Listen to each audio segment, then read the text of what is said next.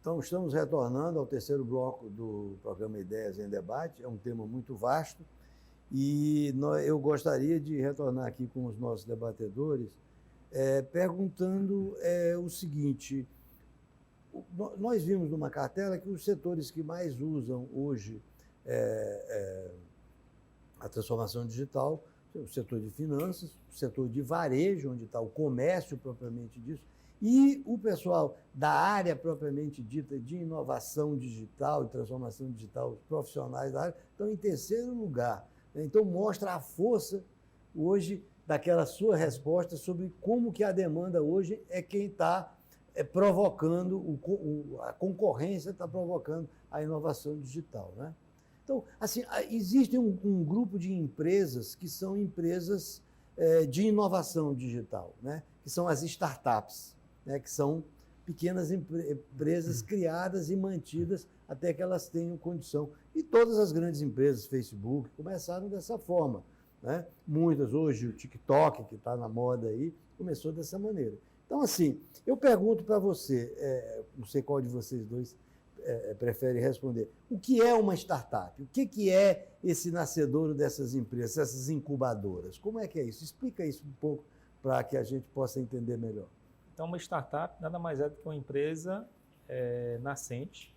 Ela está ainda em processo de validação do modelo de negócio. Mas uma empresa digital, não é? Ela pode não ser digital. Mas normalmente só dá digital. Né? O digital é porque ele tem uma característica que é essencial para uma startup, que é a escala. Então, eu tenho que resolver um problema que é repetível e escalável. Então, pegando o exemplo do Uber, que todo mundo conhece. O que é que se repete? A necessidade de eu me locomover. Então, é um problema que eu tenho e que se repete em você, se repete no Giovanni. E escalável é que esse problema acontece aqui em Teresina e acontece também em outras cidades. Então, se eu resolver bem esse problema aqui para Teresina, eu consigo levar a solução para outras cidades e ampliar a escala de exploração desse mercado.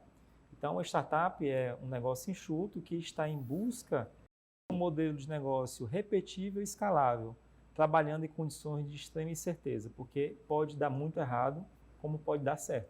Mas elas têm uma coisa, que o mundo, vamos dizer assim, não digital, não tem. Elas têm N BNBs, Bancos do Nordeste, Bancos do Brasil, N Finames, N BNDES apoiando ela, que são os investidores. Sim. Então, isso é um modelo de negócio completamente diferente. Eu quero botar uma empresa de fabricar chocalho.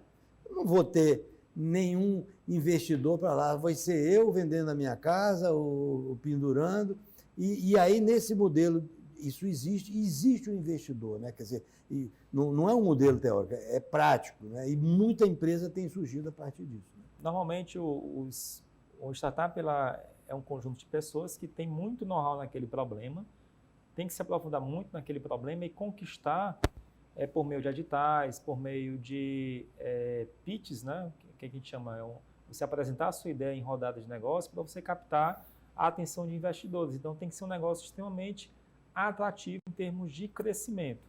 Então, há startups que não faturam, mas elas têm um crescimento onde o investidor ele pode entrar em um determinado estágio de maturidade daquele negócio, pensando na saída daqui a 3 anos, que aí é onde o investidor realmente vai lucrar, é no seu exit, né, na saída daquela empresa. Então, é um pouco diferente dos negócios tradicionais. Então, o empreendedor ele já cria um negócio já pensando também na saída dele desse negócio.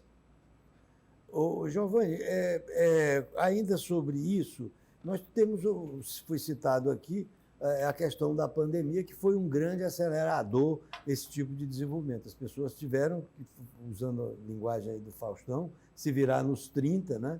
E hoje a gente vê um número imenso de empresas, inclusive no Piauí, inclusive nos bairros periféricos de Teresina, mas não só aqui, como você vê, vai lá em Barra Grande, você chega no restaurante, pede o cardápio, o cara te coloca uma tela de computador na tua frente, né? Então, assim, isso está acontecendo. Aí eu te pergunto, o efeito maior da pandemia foi no e-commerce, no comércio, ou foi no desenvolvimento, nessas inovações, nas startups? Como é que você vê isso? Na verdade, eu acho que é bem mais amplo, né? quando você corta o canal de comunicação do cliente com o negócio, né, que foi o que aconteceu na época da pandemia, você fechou a empresa e as pessoas deixaram de participar, de ter acesso aos produtos por causa do canal de comunicação presencial, né, você acabou levando o empreendedor a apostar no digital. Então, quem não teve que se virar, né, ainda tem empreendimentos que estão se virando com isso. Os que se viraram ainda estão sem saber exatamente como que vão se manter, o que vai ser feito. Você pode citar aí o setor escolas, você pode citar universidades, você pode citar o e-commerce foi só uma das apostas, né, inclusive de sucesso por causa da facilidade. Hoje, inclusive, o e-commerce ele tem se transformado mais num marketplace. O que é isso? A Magazine Luiza, Americanas, todas essas empresas elas estão vendendo produto de outras pessoas, elas se tornaram um mercado, é como se fosse um shopping virtual. E aí ela tem os clientes e ela consegue direcionar para os revendedores, né, os vendedores.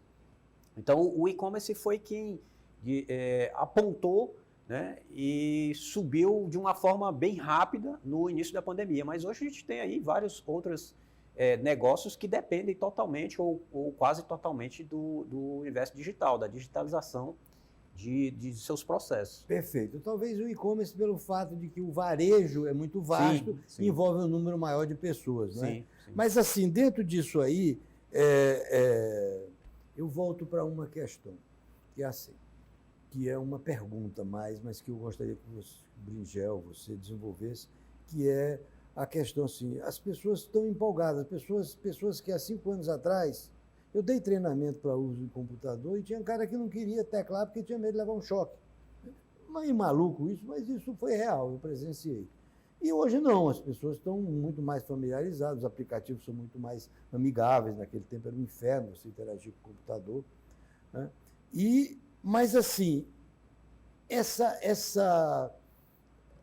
pessoas, então, conseguiram, de repente, ter aplicativos, meios, consegue aprender a entrar num iFood, depois aprende a entrar num Waze para ver como se dirige para um lugar, né, um GPS, aí aprende a pedir um carro e tal, um transporte. Aqui no Piauí nós temos um exemplo extraordinário, que é esse Papaléguas, que a gente tem que ter muito orgulho disso, porque é uma inovação daqui e é um dos melhores de entrega do país.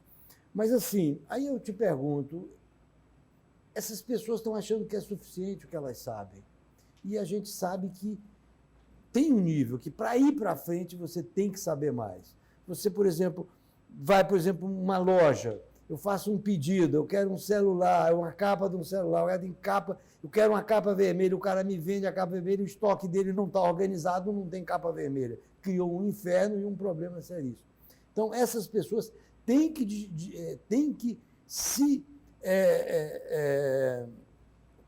aprender mais, é isso que eu quero dizer. É isso, Bringel. Quais conselhos você dá para o pequeno empresário que quer entrar para esse mundo? Você foi bastante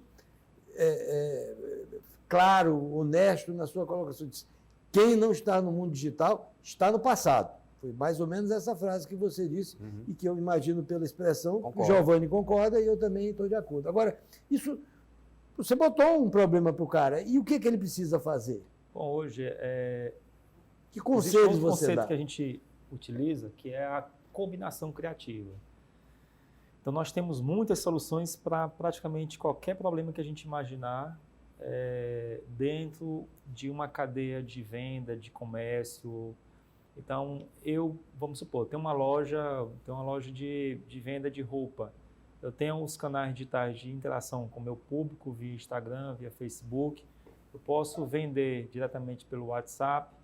Eu posso gerenciar o meu estoque através de ferramentas de e-commerce. Então, o que se tem que buscar é uma orientação. Essa orientação, existem os atores, né, os atores que estão presentes no ecossistema. Uma porta que é bem interessante, bater a porta do Sebrae. Existe uma infinidade de serviços que podem ser ofertados para esse empreendedor que está buscando passar por esse processo de transformação digital. Existem os hubs de inovação, que aí, no caso, existe o hub de inovação Piauí Original, existe o hub de inovação na própria prefeitura, né, na Praça dos Skatistas. Então, existem outros atores que podem ajudar, é buscar a informação. Não se assustar, porque criar hoje é muito difícil você achar algo que você não... Você tem uma necessidade que não tenha algo já pronto para você apenas combinar. O que você precisa é saber como combinar essas peças e chegar no resultado final, que é ampliar suas vendas, é melhorar a análise de resultado, que a gente viu aí, o Analytics, né? Que é você saber como é que está o seu público-alvo, entender melhor o seu público-alvo, para direcionar melhor um produto. Então, isso tudo já existem ferramentas. Eu vou pedir, Brigel, que vocês preparem, no final do programa, uma relação desses acessos, do SEBRAE, de núcleos de inovação, de orientação. Um outro ponto também é o seguinte, todo mundo empresarial com quem eu convivo está querendo entrar. Né? Eu encontrei agora há pouco tempo um cara fazendo programas fantásticos para o agronegócio, né? de distribuição de produtos, de acessos, de vendas, uma coisa assim extraordinária que hoje, 2022, não está sendo feito ainda, aí aparece um cara e começa a estudar isso e ofertar. Então, temos todo o setor de varejo, o pequeno negócio, o médio negócio, o grande negócio. O grande negócio tem acesso muito a pacotes, muitas vezes são pacotes fechados que não atendem a ele, atendem a um outro modelo de negócio, né? Temos na área de indústria 1000 coisas a inovar, controle de processos, mas não só isso, como o próprio acesso ao fornecedor, ao cliente e tal.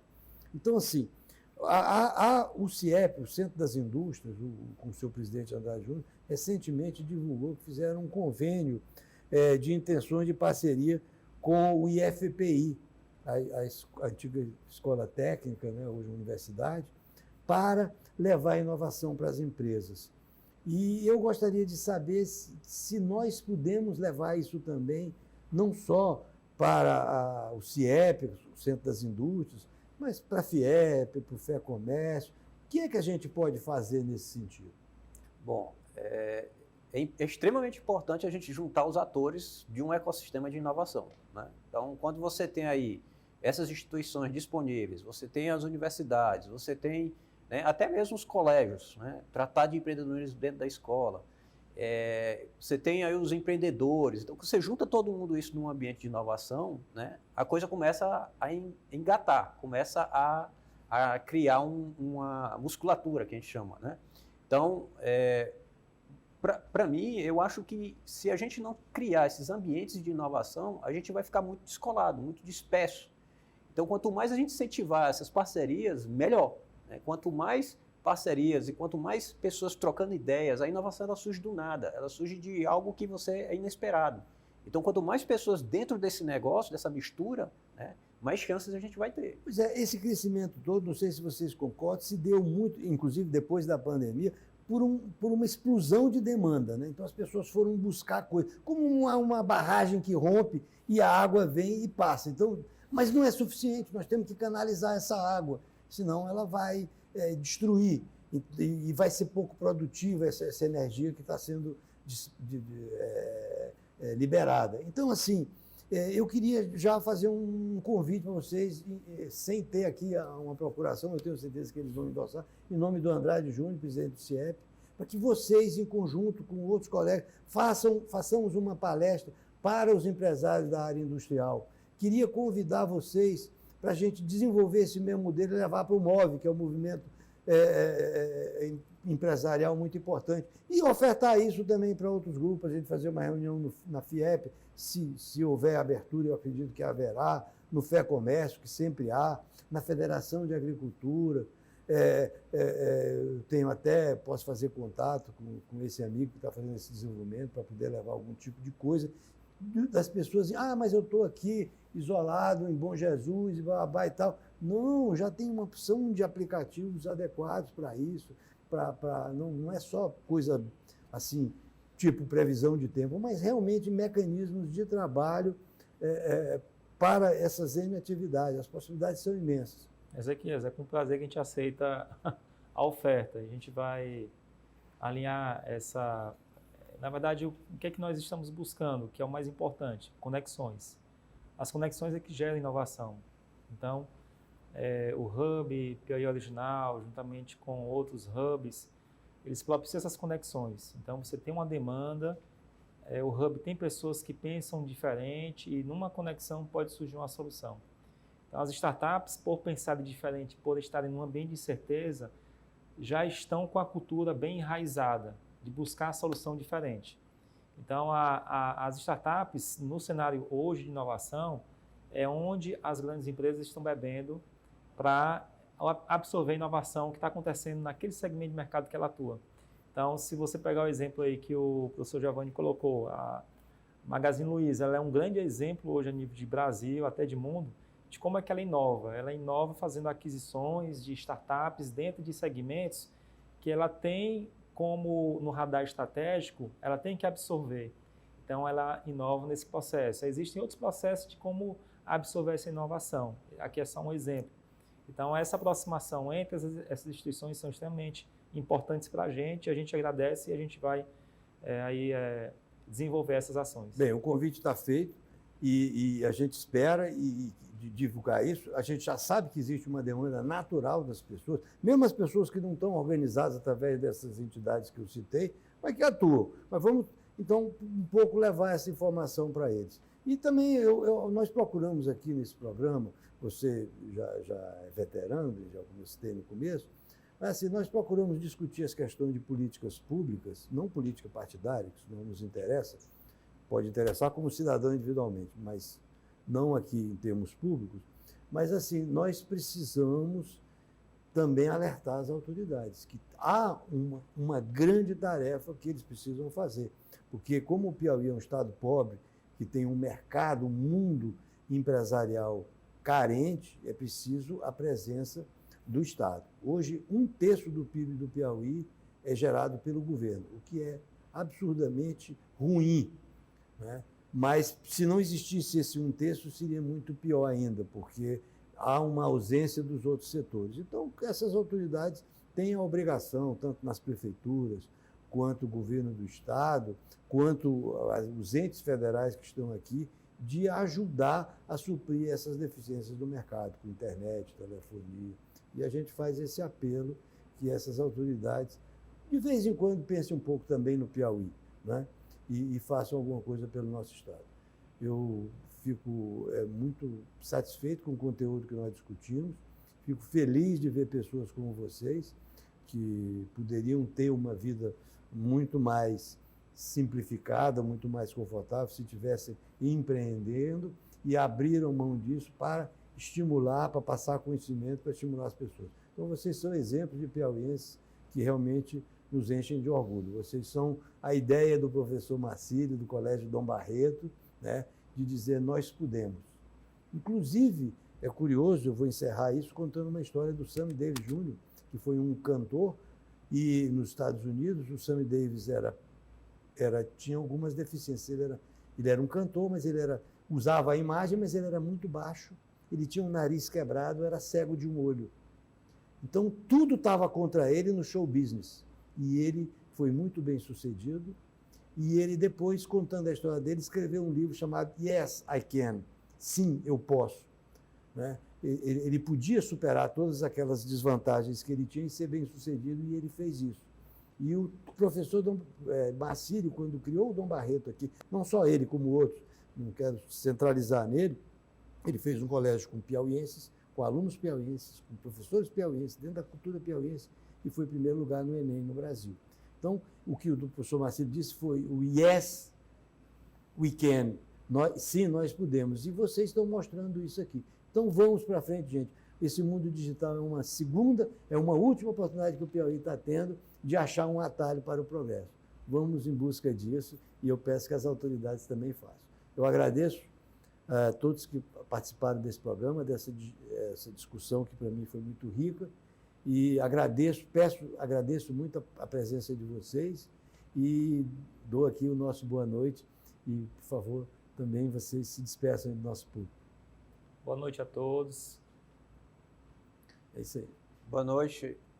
Só lembrando que transformação digital é um processo. Então, a gente tem que aprender a transformar, né, a transformar nossas empresas. As coisas não vão vir de mão beijada. Nós temos que fazer a nossa parte. É um processo inacabado. Inacabável. É um então, ciclo.